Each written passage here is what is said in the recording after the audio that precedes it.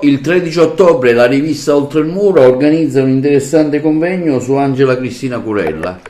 Sono veramente felice per questa iniziativa dedicata a mio nonno Angelo Cristina Curella, alla quale purtroppo non posso partecipare a causa di pregressi impegni professionali. Voglio innanzitutto ringraziare il professor Di Natali e tutti i relatori che partecipano al convegno che approfondirà oggi la figura di Angelo Cristina Curella nella sua veste di poeta. Devo dire anche per me fu una sorpresa da ragazzina scoprire la profondità e l'intensità della sua vocazione letteraria e poetica, per di più non solo in veste di poeta, ma anche di ideatore, curatore e direttore di numerose iniziative letterarie.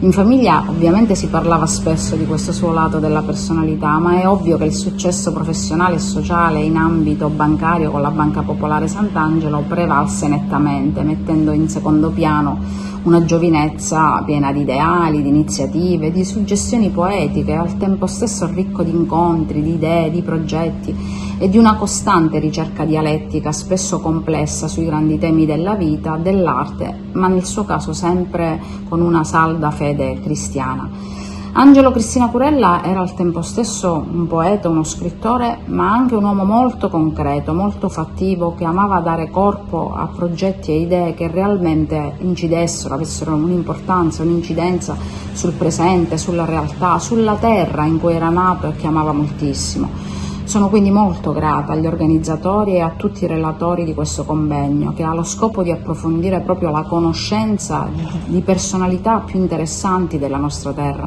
che hanno vissuto appieno le dinamiche, gli ideali e le difficoltà del loro tempo e ancora oggi hanno tanto da dirci, al pari di figure molto più note a livello nazionale, e sui valori spirituali, umani e sul mistero dell'esistenza, di cui siamo solo una parte, che non può esistere se non in armonia col tutto. Ringrazio tutti quanti e auguro un buon convegno.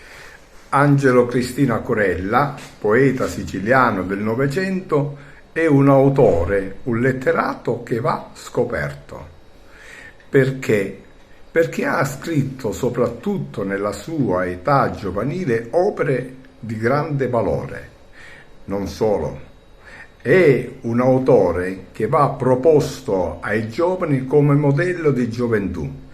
perché nonostante la sua giovane età, aveva 17-18 anni, iniziò a fondare riviste di letteratura. Inoltre, negli anni successivi, Angelo Cristina Curella intrattenne rapporti con la migliore cultura fiorentina degli anni 30 e degli anni 40, per cui è doveroso conoscere questo autore licatese nostro, della nostra provincia di Agrigento, che nel periodo più bello della stagione culturale fiorentina lui riuscì ad intrattenere questi rapporti epistolari, ad